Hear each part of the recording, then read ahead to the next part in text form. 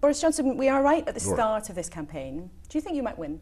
Yes, I do think it's very possible that we will win. In fact, I think the arguments, as they become clearer and clearer for the public, are very much moving in our direction. There's one unanswerable point, which is that if you want to take back control of huge sums of money that this country is sending to Brussels, if you want to take back control of our politics and our democracy, then you've got to vote leave. Do you admit that leaving comes with risk? Look, I think staying is the real risk. I think what you need to focus on is the risk of remain. Everybody goes on about the risk of Brexit. Well, what about remaining in this system that is, in my view, marginally corrupt or borderline corrupt in many, many ways? And you look at the expenditure of the EU, it's certainly politically anti-democratic. It's totally wrong that we've got quite so much law coming from Brussels, 2,500 bits of new regulation or legislation every year, a cost to British business of £600 million a week, and getting worse as part of their programme to shore up the euro. We can't avoid the implications of that. The risks of remaining in the EU, I think, are what people need to focus on. And the alternative, which is to get out, do a lot of our stuff intergovernmentally, cooperate on foreign policy, on security, on home and judicial affairs, all those things, you can do all that intergovernmentally. But you don't need the court and the European institutions. You made a real accusation there. You suggested the EU is corrupt. I do think it. I do. I think it's corrupt, and also Why is it corrupt? in the sense that for 20 years the Court of Auditors did not sign off the £45 billion worth of expenditure on the Common Agricultural Policy, which is producing Potemkin olive groves around the EU, ludicrous subsidies to tobacco. The Portuguese did not have a sugar beet industry until they joined the EU.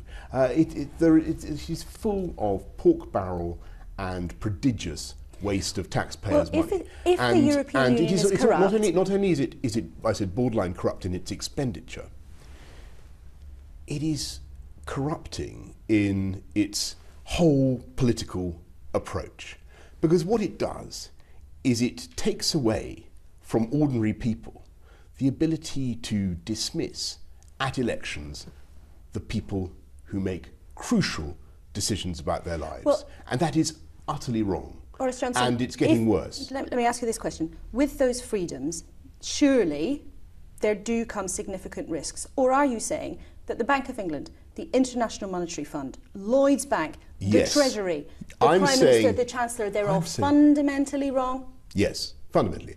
And what they're doing is, I think, trying to scare people and to stampede people into taking one side of the argument, when only a few months ago the Prime Minister was actually saying that Britain could thrive and prosper. Why would it be in outside the EU? Why would it be in the interest of somebody like the Secretary General of NATO or the President of the United States or most countries around the world who are right now very plainly saying that it would be better for the UK to choose to stay in the EU? Why is it in their interest to scare people? These are serious people making serious arguments, and you're suggesting they're engaged in some political game. My view, very strongly, is that there's a big push by the British establishment in all its incarnations, whether it's the Foreign Office or Whitehall or government, to solicit as much international support as they can for remaining in the EU. But you make this sound like some kind of conspiracy, Mr. Johnson. This is about people in this country making the biggest political decision they've made in decades. And when anybody else around the world, big global organisations, senior global figures, offer advice, a warning to British voters, your side of the campaign seems to just dismiss that as somehow they're talking Britain down, or it's a conspiracy just to do a favour for David Cameron. But there are plenty of people who take exactly the opposite view. And there are plenty of people, for instance, in British financial services who think that we'd prosper and thrive outside.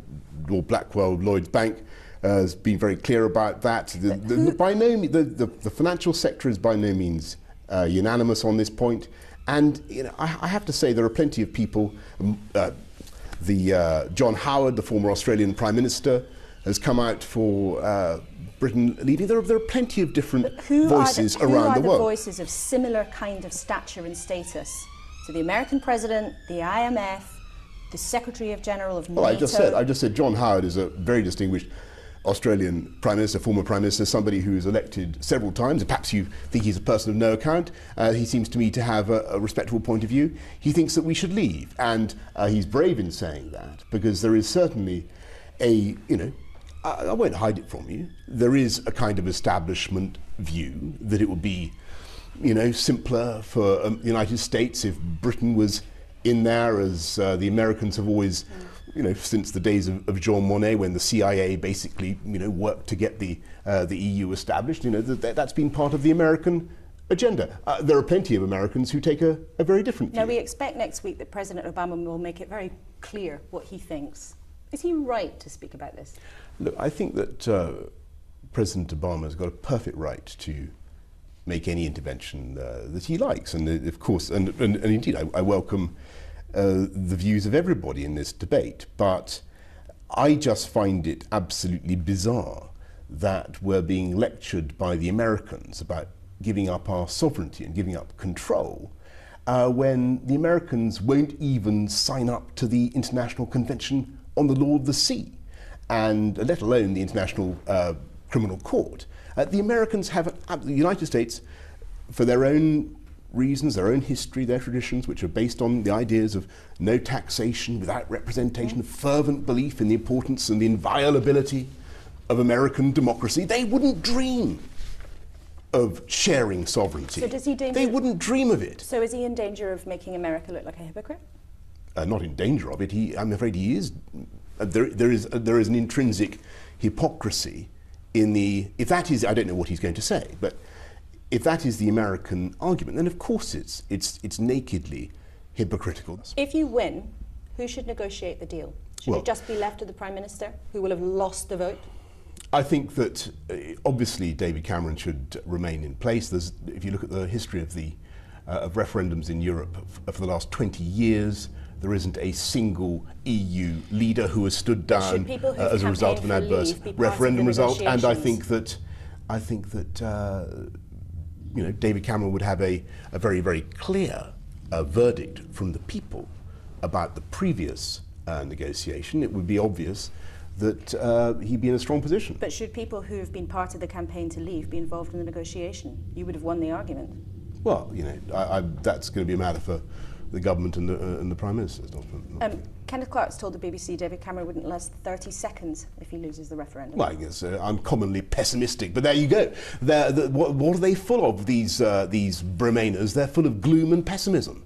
And what I think this country needs to do, quite seriously, we're being told continuously that we have no option. What really irks me about the Bremainers, the people, the Remain camp, is that they keep saying, I'm a Eurosceptic, I don't really like Europe, but I think it's all terrible, but we've got to stay in because otherwise they'll beat us up, is their basic argument. And I think that's absolutely woeful, and it's a sort of Gerald Ratner approach to British policy. It's crap, but we've got to stay in it. It's absolute nonsense. We can do much, much better. But your argument, we're a great country. But your argument is it looks like it might be great outside, but I can't tell you how. Yes, I can. It will be great because we will be able to get rid of the huge sums of money that we'll be able to repatriate £20 billion a year, be able to spend it ourselves on our own priorities. £20 billion is not an insignificant sum.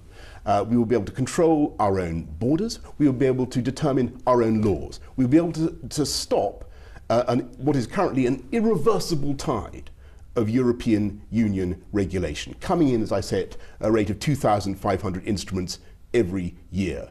We will be able to stop the steady absorption of this country into a federal superstate. And we will be able, by our actions and by our example, to trigger reform in Europe that I think will be of massive benefit to people around the whole European continent. Boris Johnson, thank you very much. Thank you.